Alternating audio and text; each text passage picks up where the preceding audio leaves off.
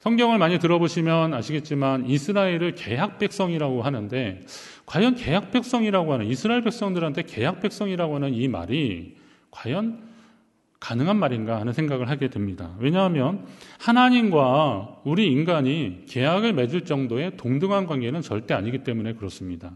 그럼에도 불구하고 이스라엘 백성들을 하나님이 계약 백성이라고 하는 것은, 너희가 내 말을 잘 듣고 지켜 행하면 나는 너희 하나님이 되고 너희는 내 백성이 되리라. 이게 이제 계약이거든요. 기본적인 계약인데, 하나님이 이스라엘을 계약의 당사자로 끌어올려주지 않으시면 이건 절대로 불가능한 계약이라는 겁니다. 그렇기 때문에 하나님과 이스라엘 백성들을 계약 백성이라고 하는 거고, 우리를 계약 백성이라고 하는 것은 하나님의 큰 은혜라는 사실도 여러분 기억하시기 바랍니다. 하나님이 우리를 계약의 당사자로 끌어올려 주셨다라는 겁니다. 이건 감사한 일입니다. 따라서 하나님과 이스라엘이 맺은 약속을 계약이란 말도 하지만 언약이라고 하는 단어를 주로 사용합니다. 언약은 쌍무 계약에 의한 것이 아니라 인간을 향한 하나님의 선언이고 다짐이기 때문에 그렇습니다. 하나님은 노아와 그의 가족에게 내가 다시는 물로 세상을 심판하지 않겠다라고 약속해 주십니다. 오늘 이 하나님의 언약에는 많은 뜻이 담겨져 있는데, 이 말씀을 나눌 때 저와 여러분에게 큰 은혜가 임하기를 주의 이름으로 축원합니다. 우선 언약을 세우십니다. 언약을 세우리라. 하나님은 이스라엘 백성들에게 언약을, 아까 말했던 계약의 개념이 하나님의 입장에서는, 하나님의 관점에서 언약이라고 제가 계속 말씀을 드립니다. 우주 만물의 창조주 되시는 하나님의 약속은 제한되지 않습니다. 하나님의 약속은 정확하게 이행되었습니다. 천지가 없어져도 하나님의 말씀은 영원하기 때문에 하나님의 그 약속의 말씀들은, 한 번 말씀하신 것들은 계속 이어져 가게 되는 것입니다. 그러나 반면에 사람의 약속들은 그렇게 온전하지 않습니다. 내 눈에 뭐 흙이 들어와도 난 이건 꼭 할 거다 뭐 이렇게 했던 것도, 내 목에 칼이 들어와도 이건 할 거다라고 했던 그런 약속들도 나중에 지나가 보면 안 되는 경우들이 있더라고요. 다윗이 왕위에 올랐을 때에 사울의 장수였던, 옛 사울의 수하에 있었던 장수였던 아브넬이라고 하는 사람이 사울의 이제 아들과 이렇게 사울의 남은 사람들을 데리고 나름대로 좀 버티다가 이게 좀 상황이 여의치 않으니까 다윗에게 내가 당신에게 투항하겠다고, 당신의 수하에 들어가겠다고 그렇게 제안을 합니다. 그랬더니 다윗이, 그러면 아브넬 당신이 나한테 오려면은 어떻게 해야 돼요? 사울의 딸 미갈을 데려오라고, 그러면 내 얼굴을 보게 될 것이라고 그렇게 약속합니다. 미갈이 누구냐면 이제 사울의 딸인데요.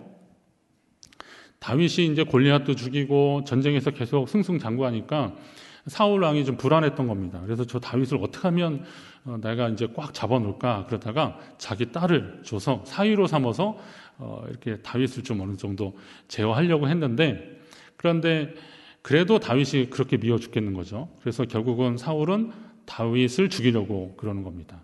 그러니까 그런 죽음의 위협이 있으니까 다윗이 도망을 하게 되는데, 그 과정에서 그 미갈이 다윗을 도와줬어요. 그리고 다윗이 도망갑니다.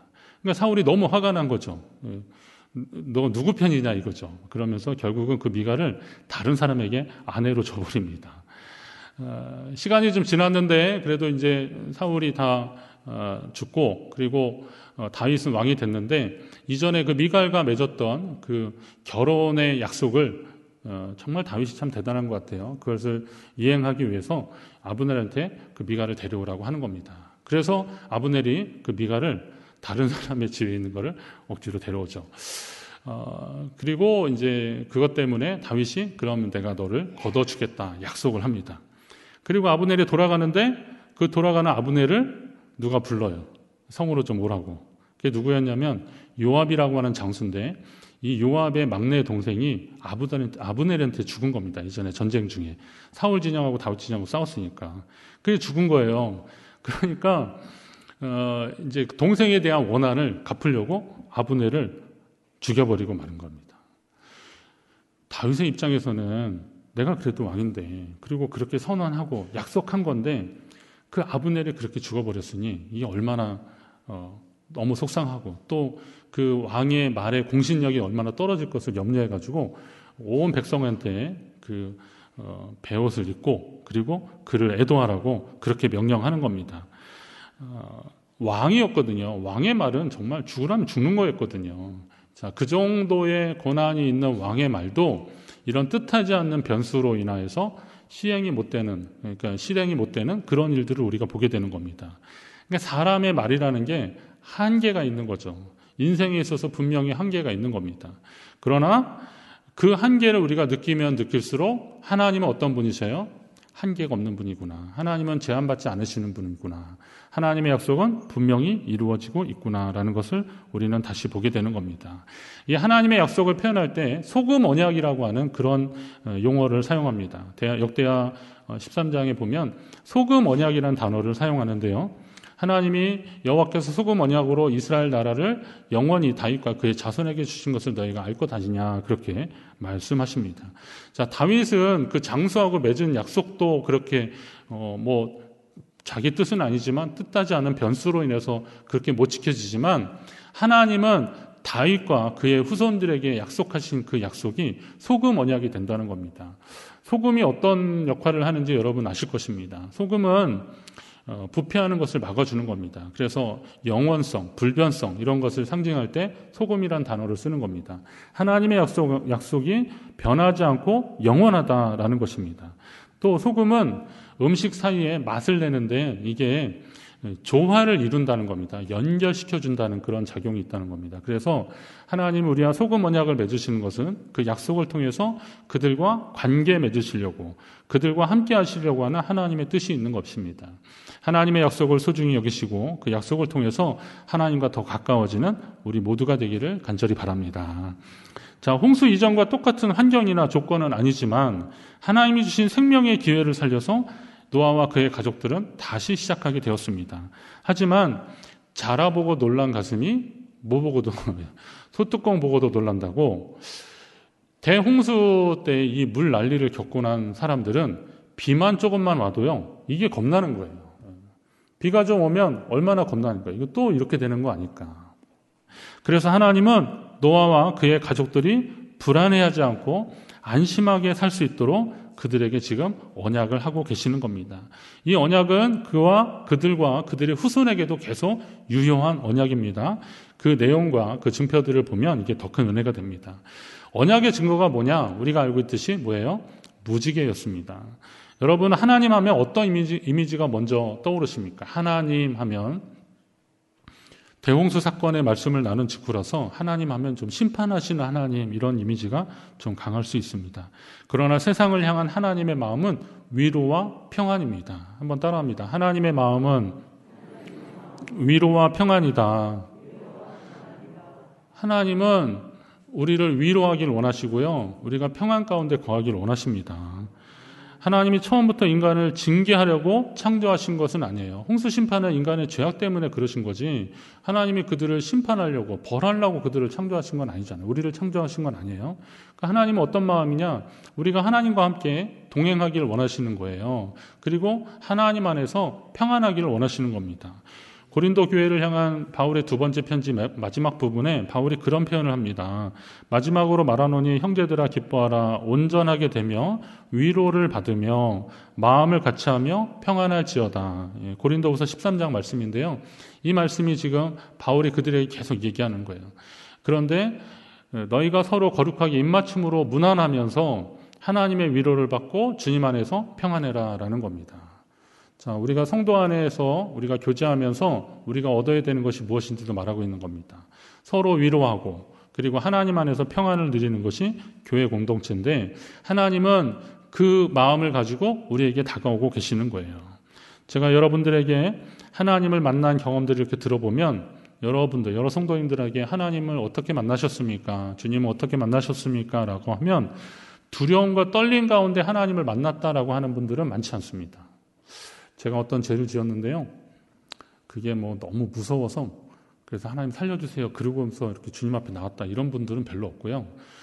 저에게 어떤 경우냐면 인생을 살면서 좀 많이 힘들 때 그러니까 그게 이제 죄하고는 상관은 없지만 하여튼 많이 힘들고 어려울 때 내 손을 잡아주시는 하나님을 경험했다. 이런 겁니다. 그리고 간절히 바라던 어떤 가운데 하나님이 응답하심으로 나를 사랑하신다라는 것을 보여주셨다는 거예요.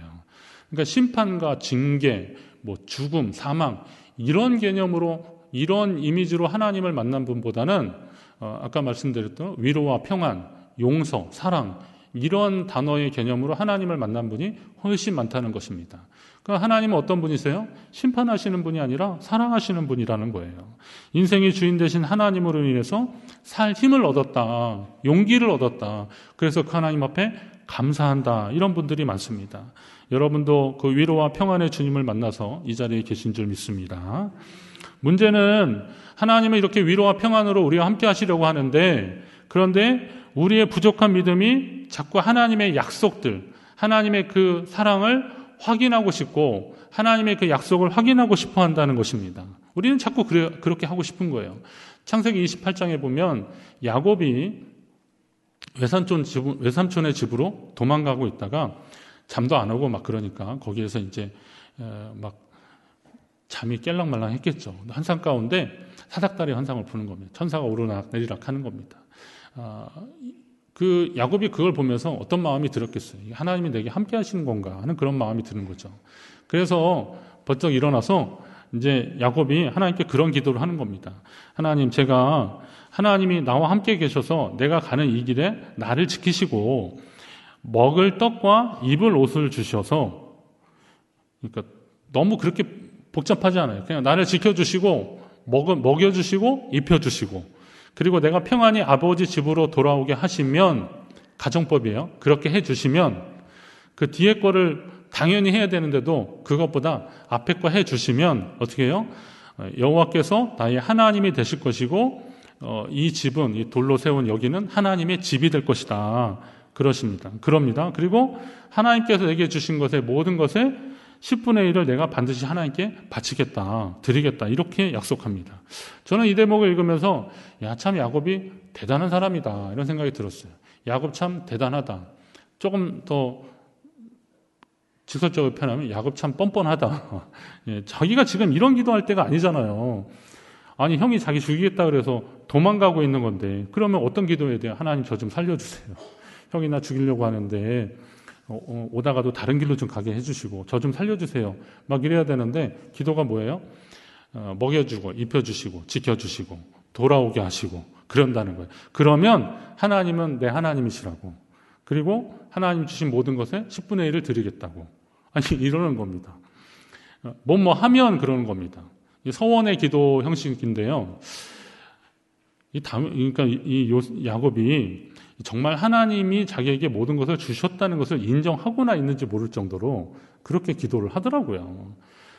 그런데 말씀을 계속 읽다 보니까 이게 우리의 연약함입니다. 이게 우리의 연약함이에요. 하나님께 자꾸 확인하고 싶은 거예요. 하나님께 자꾸 확인받고 싶은 거예요. 하나님의 사랑을 조금 확인하고 싶고 하나님이 날 사랑하신다는 걸 좀 어떻게 보여줬으면 하는 그런 마음. 그건 욕심도 욕심이지만 그게 우리의 연약한 우리 인간의 본성이더라고요. 그렇지 않을까요? 우리는 자꾸 확인받고 싶어 합니다. 그리고 눈으로 보았으면 하는 것입니다. 그 노아의 홍수 이후에, 대홍수 이후에 그들의 삶이 이전으로 하나님이 내가 생육하고 번성하고 땅에 충만하라 다시 복을 주셨다 그랬잖아요. 그 복을 주신 것은 맞는데 그래도 혹시나 비가 좀 많이 온 것 같으면 이거 하나님이 혹시 또 그러는 거 아니야? 라고 계속 불안해하고 힘들어하고 혹시 의심하고 있는 그런 사람들을 향해서 하나님이 내가 다시는 너희를 물로 심판하지 않겠노라 라고 하는 것을 확인시켜 주시려고 하는데 그게 바로 무지개라는 겁니다. 노아나 그의 아들들이 하나님께 보여달라고 그런 것은 아니지만 그들이 연약하여서 그렇게 불안하고 힘들어하니까 하나님이 그들에게 노아와 그의 아들들에게 무지개의 언약을 통해서 내가 너와 함께 할 것이다 라는 것을 말씀하시는 겁니다. 이것은 대대로 영원히 세우는 언약의 증거는 이것이니라 그러면서 내가 내 무지개를 구름 속에 두었다 이렇게 말씀합니다. 창세기 9장 12절 13절에 말하는데 내가 내 무지개를 구름 속에 두었나니 이것이 나와 세상 사이의 언약의 증거니라 라고 하나님 말씀하시는 겁니다.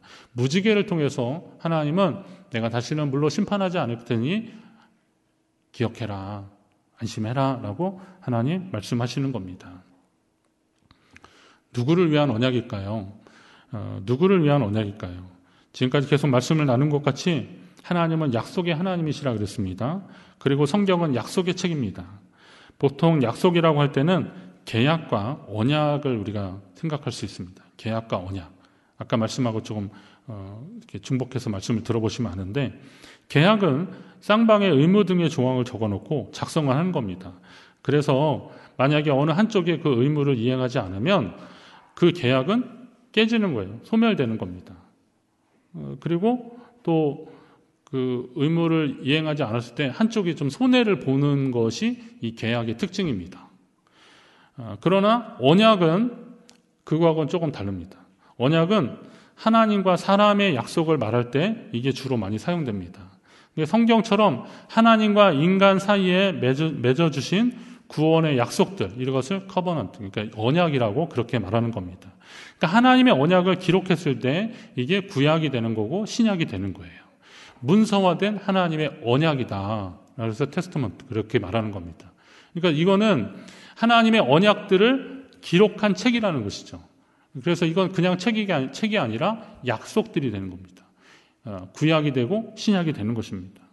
사실 하나님은 말씀하신 것을 증표로 남기실 필요가 없는 분이십니다.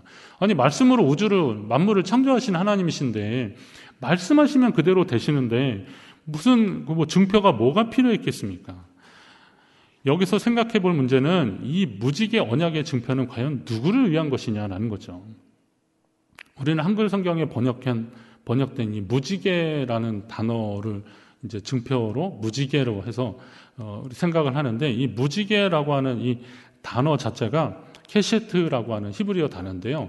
이 무지개 언약할 때 이 케셰트가 무지개로 번역된 거는 창세기 9장에서고, 나머지에서는 이 케셰트라고 하는 단어가 다 활을 나타낼 때 말하는 겁니다.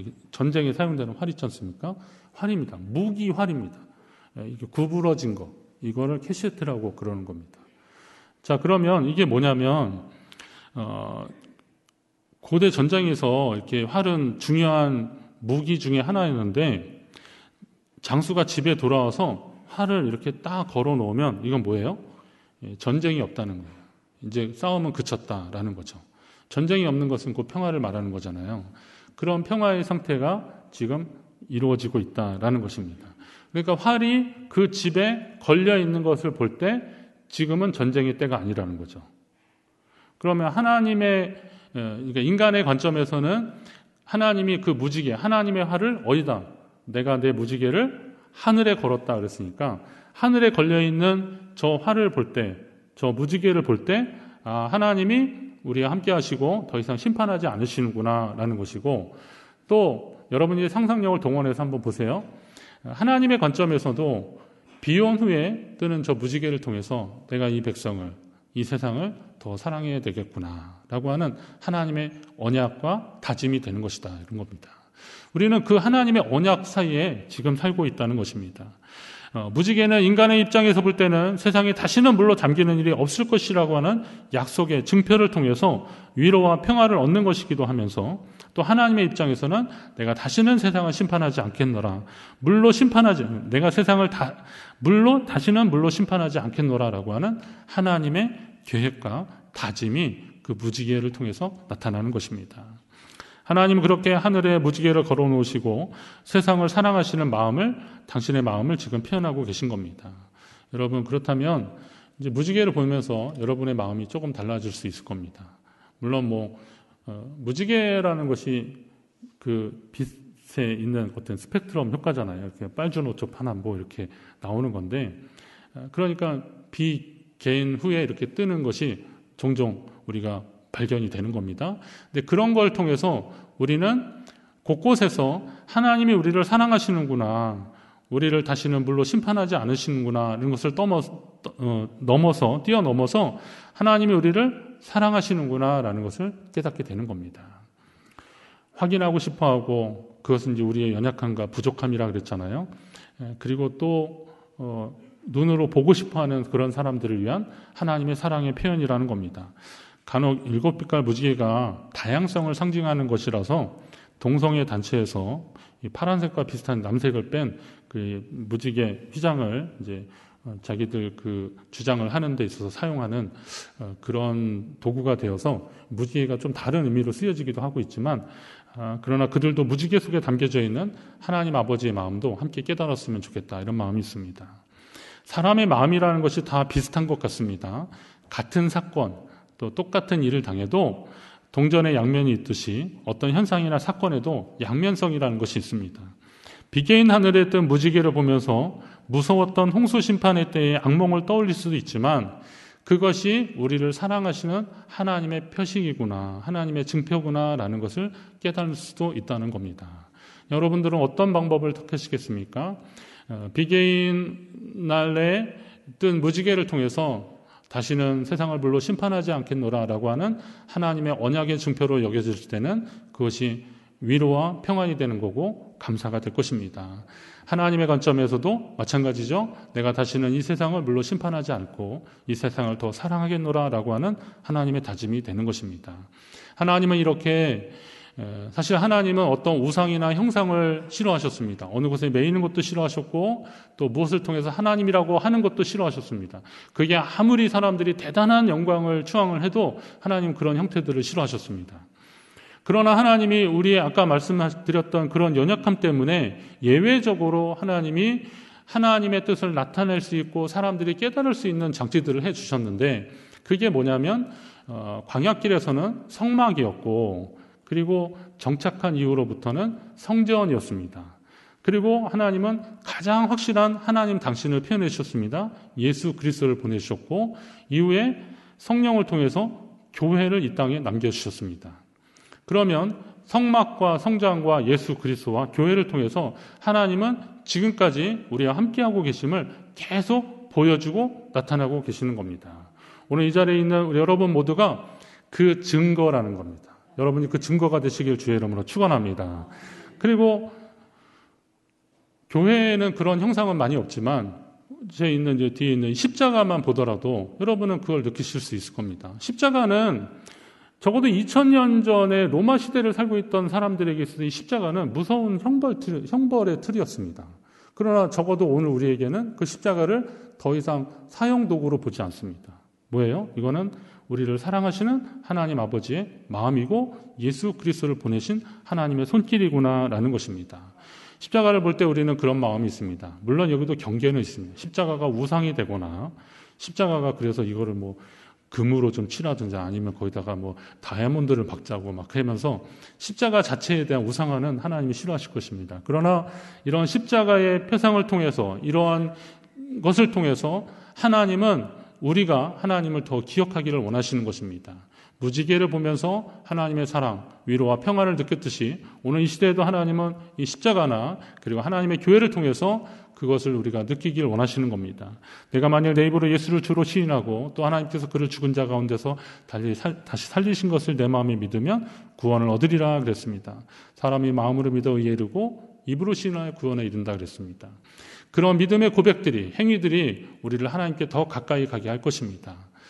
오늘 제가 이 말씀을 준비할 때만 해도 주말에 좀 비 소식도 있고 그래서 이 설교 듣고 나갈 때 비가 좀 왔다가 개이고 무지개가 딱 뜨면 오늘 기가 막히다 그러고 100점짜리 설교할 줄 알았는데 오늘 날씨가 좋더라고요. 약간 흐리지만 좋은데요. 무지개는 볼 수 없을 겁니다. 그러나 앞으로 우리가 무지개를 통해든 아니면 교회를 통해든 십자가를 통해든 하나님의 사랑의 흔적들을 경험하시고 더 감사하고 주님 안에 살아가는 저와 여러분 되시기를 간절히 바랍니다.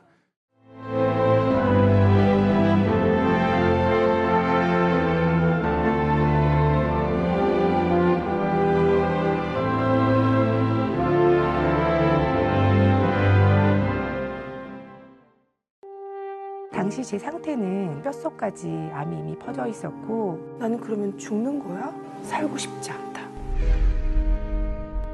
내가 아직 암에 걸린 게 문제가 아니라 내 영혼이 완전히 죽어 있었구나라는 걸 알게 됐거든요.